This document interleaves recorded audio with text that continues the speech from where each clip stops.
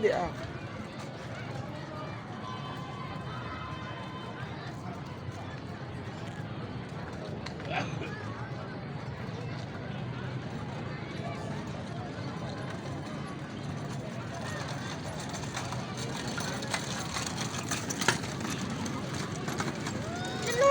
ਆਹੋ ਦੇ ਜੋ